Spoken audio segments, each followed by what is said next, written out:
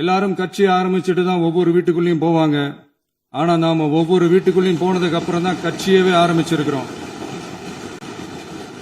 ஒவ்வொரு வீட்டுல ஒவ்வொருத்தரும் நம்மள அவங்க பிள்ளையா, மகனா, அண்ணனா, தம்பியா ஏத்துக்கிட்டதும் இயல்பா நடந்துச்சு. தமிழ்நாட்டு மக்களோட மனசுக்குள்ள போறதுக்கு நாம பட்ட பாடு நமக்கு மட்டும்தான் தெரியும். இதெல்லாம் புரிஞ்சாலும் புரியாத மாதிரி இருக்கிறவங்க தான் நம்மள நடிகன் என்று சொல்லியும், நம்ம கட்சிய நடிகன் கட்சின்னு சொல்லியும் சில நக்கல், நையாண்டி இதெல்லாம் பேசுவாங்க. அதை பத்தி நமக்கு கவலை இல்லைன்னு. இப்படி நம்ம அரசியல் பயணம் ரொம்ப டிரான்ஸ்பரண்டா தான் ஆரம்பிச்சிருக்கு. இந்த 2026 தேர்தலில் கூட்டணியே இல்லாமல் தனியா நின்னோம். மக்கள் நம்மள தெளிவா புரிஞ்சுகிட்டதாலையும் நம்ம டிவிகே தோழர்களோட உழைப்பாலையும் நாம 35% வாக்குகளை வாங்கினோம்.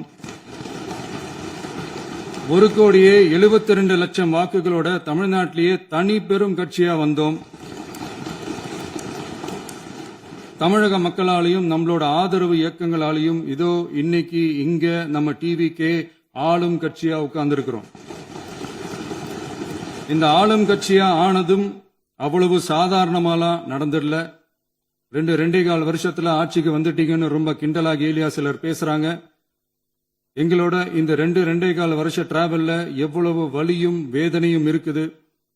நம்மளோட மக்கள் சந்திப்புக்கே அவ்வளவு இடையூறு, அவ்வளவு தடைகள், ஊர் உலகத்துல யாருக்கும் இல்லாத ஒன்னா நமக்கு மட்டுமே தனியா ஸ்பெஷலா எக்ஸ்க்ளூசிவா நிறைய நிபந்தனைகள், நெருக்கடிகள், கட்டுப்பாடுகள், நம்மளை சந்திக்க வர்ற மக்களுக்கு சரியான பாதுகாப்பு இல்லாம, நம்ம கூட்ட நிகழ்ச்சிக்கு போதுமான பாதுகாப்பு இல்லாமன்னு இன்னும் வெளியே சொல்ல முடியாத நிறைய சூழ்ச்சிகள் எல்லாத்தையும் தாண்டி தான் நாம் இந்த இடத்துக்கு வந்திருக்கிறோம். But still miles to go. நம்ம டிராவல்ல எல்லாத்துக்கும் உச்சமா நம்மளோட சொந்தங்கள், நம்மளோட உறவுகள், 41 பேர் கரூர் சம்பவத்தில் இழந்த வேதனை எல்லாம் எப்படி சொல்றதுனே தெரியல.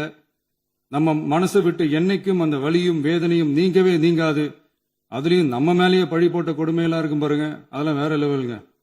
என்னத்துக்கு அப்படியெல்லாம் செஞ்சாங்கன்னு தெரியல. அரசியல்னா இப்படியெல்லாம் கொடூரமா இருக்கணுமா என்ன? சரி விடுங்க. இந்த விஜய் இவனோட மக்களுக்காக எதையும் தாங்க தயாராகிட்டான். இவ்வளவு பெயின்ஃபுல்லான நம்ம பொலிட்டிக்கல் டிராவல்ல நம்மளோட மிகப்பெரிய ஆறுதலும் பலமும் என்ன தெரியுமா? என் நெஞ்சில் குடியிருக்கும் என்னோட தமிழ்நாட்டு மக்களும், என் உயிருக்கு உயிரான என்னோட தோழர்களும் தான். அவங்களோட பலத்தால தான். அன்னைக்கு 1967ல முன்னாள் முதல்வர் மாண்புமிகு அறிஞர் அண்ணா அவர்கள் தலைமையில் அமைஞ்ச சாமானியர்களோட ஆட்சி மாதிரி, 1977ல முன்னாள் முதல்வர் மாண்புமிகு புரட்சித் தலைவர் எம்ஜிஆர் அவர்கள் தலைமையில் அமைஞ்ச மிக சாமானியர்களோட ஆட்சி மாதிரி, இதோ இன்னைக்கு அதே வரிசையில 2026 சட்டமன்ற தேர்தலில் இந்த விஜயோட தோழர்கள் இடம்பெற்ற ஒரு மிக மிக சாமானியர்களின் ஆட்சி அமைஞ்சிருக்கு. வாகை சூடும் வரலாறு திரும்பி இருக்கிறது. இப்படி ஒரு தீர்ப்பை மக்கள் அளிச்சதுனாலதான் தமிழக வரலாற்றில் ஒரு மகத்தான கூட்டணி ஆட்சியை நாம் அமைச்சிருக்கிறோம். இளைஞர்களால என்ன செய்ய முடியும், பெண்களால என்ன செய்ய முடியும்னு கேட்டவங்களுக்கான பதில் தான் இன்னைக்கு அமைஞ்சிருக்கிற நம்ம ஆட்சி. ஒரே ஒரு குடும்பம் மட்டும் முக்கியம்னு சொல்றது நம்மளோட ஆட்சி அதிகார அரசியல் இல்ல. தமிழ்நாட்டில் இருக்கிற ஒவ்வொரு குடும்பமும் முக்கியம்னு சொல்றது தான் நம்ம அரசியல். நம்மளோட ஆட்சி அதிகாரம் அதான் நம்மளோட மனசாட்சி உள்ள மக்கள் ஆட்சி. இந்த 2026 தேர்தலில் யாராலும் உடைக்கவே முடியாதுன்னு சொன்ன மதத்தை உடைச்சோம், சாதியை உடைச்சோம், முக்கியமா காசு கொடுத்து ஓட்டு வாங்குற ஒரு நச்சு கலாச்சாரத்தையே சுக்கு நூறா தூள் தூளா உடைச்சிருந்தோம். நாம கிளீன் கவர்னன்ஸ் அண்ட் குட் கவர்னன்ஸ்ல உறுதியா இருக்கிறோம். இப்ப மட்டும் இல்ல, எப்பவுமே இப்படிதான் இருப்போம். இதுல 100% இது உண்மைன்றதுனாலதான் பாரம்பரியமான தினத்தந்தி பத்திரிகை ஊழலின் ஊற்றுக்கண் அடைக்கப்படுகிறதுன்னு 16/6/2026 அன்னைக்கு ஒரு தலையங்கமே எழுதியிருக்கு. ஒரு தவறு செய்தால், அது தெரிந்து செய்தால் அவன் தேவன் என்றாலும் விடமாட்டேன் என்று எம்ஜிஆர் அன்று பாடினார். அதை இன்று விஜய் செயலில் காட்டுகிறார்னு அந்த எடிட்டோரியல்ல எழுதியிருக்கு. இந்த நேரத்தில் தினத்தந்திக்கு நம்மளோட நன்றியை தெரிவிச்சுக்கிறோம். அரசியலுக்கு வந்து 2 வருஷம் தான் ஆகுது. உங்களுக்கு என்ன தெரியும், உங்களால என்ன முடியும்னு கேலியா கேட்டவங்களுக்கு தினத்தந்தியோட பதிலை இப்போதைக்கு போதும்னு நினைக்கிறேன். என்னென்னமோ செய்வான்னு சொல்றானே இந்த விஜய், பல வருஷமா இருக்கிற ஒரு பதவி வெறி பிடிச்ச அரசியலை உடைச்சு எப்படி செய்வான்னு நம்ம மக்களை யோசிச்சிருவாங்க. இதோ இப்போ நம்ம மக்களுக்கு புரிஞ்சிருக்கும். இப்பவும் சொல்றோம், இது வெறும் ஆரம்பம் தாங்க. இந்த மாபெரும் சபையிலிருந்து கேட்கிற மக்களே, நமக்கு கொஞ்சம் அவகாசம் கொடுங்க.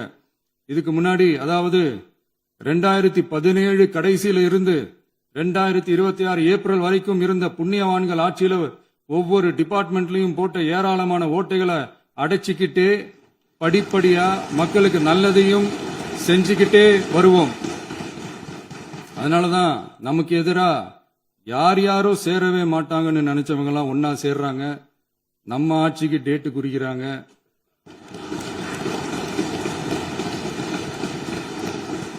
சரி, அவங்கள நம்ம மக்களே பார்த்துப்பாங்க, அது விடுங்க. நாம ஆட்சிக்கு வந்து சரியா 40 நாள் ஆகுது. அதுக்குள்ள என்ன செஞ்சீங்கன்னு கேக்குறாங்க. ஒரு லிஸ்ட் ஒன்னு சொல்றேன், கேளுங்க.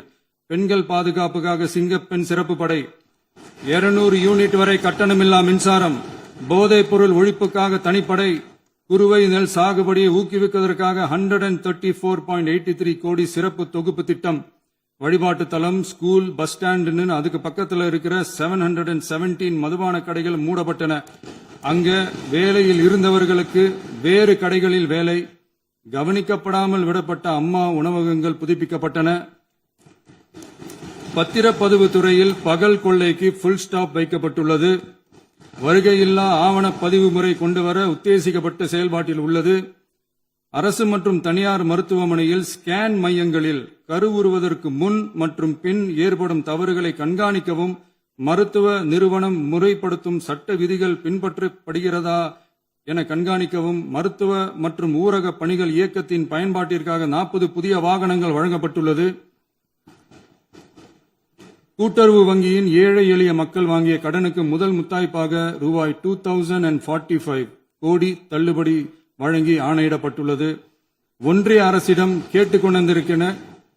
கேட்டுக்கொண்டதற்கிணங்க கடந்த 2 வருடமாக நிறுத்தி வைக்கப்பட்ட இருந்த ஜல் ஜீவன் மிஷன் திட்டம் புதுப்பிக்கப்பட்டு ஜல் ஜீவன் மிஷன் திட்டம் 2.0 நடைமுறைக்கு கொண்டு வரப்பட்டுள்ளது. 18,500 கோடி அளவில் உறுதியளிக்கப்பட்ட காஞ்சிபுரம் மாவட்டத்தில் மைய விரிவாக்க திட்டம், கோயம்புத்தூரில் மின்னணு பொருட்கள் மற்றும் மின்னணு அமைப்புகள் உற்பத்தி திட்டம் மற்றும் திருவள்ளூர் மாவட்டத்தில் காட்டுப்பள்ளி LNT கப்பல் கட்டும் தளம் விரிவாக்க திட்டத்திற்கு ஒப்பந்தங்கள் போடப்பட்டுள்ளன. அனைத்து நிர்வாக நடவடிக்கைகளும் மின்னணு முறையில் மாற்றம் கொண்டுவர நடவடிக்கை எடுக்கப்பட்டு வருகிறது. சட்டவிரோத கல்குவாரி மற்றும் அனுமதியின்றி கனிமங்களை எடுத்துச் செல்வது தடுக்கப்பட்டுள்ளது. பல்வேறு குவாரிகள் சீல் வைக்கப்பட்டுள்ளன. கனிமங்களை கண்காணிப்பது, எல்லைகளை நிர்ணயிப்பது மற்றும் ஆளில்லா விமானம் மூலம் அளவீடு செய்வது போன்றவற்றை செயல்படுத்துவதற்கான பணிகள் மேற்கொள்ளப்பட்டு வருகின்றன. அனைத்து துறைகளிலும் அலுவலர் தலையீடு இல்லாமல் லஞ்ச லாவண்யமற்ற தமிழகத்தை உருவாக்க அனைத்து நடவடிக்கைகளும் முடுக்கிவிடப்பட்டுள்ளது.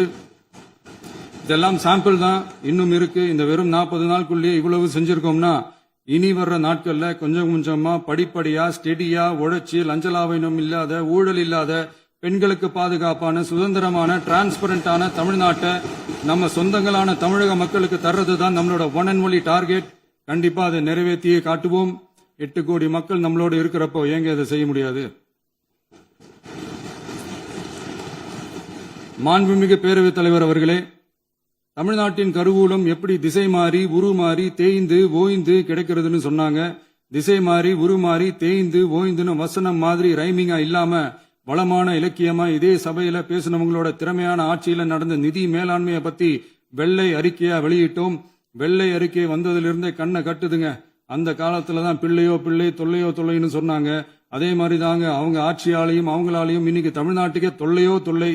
இப்படி ஒரு நிலைமையை உண்டாக்கி வச்சுட்டு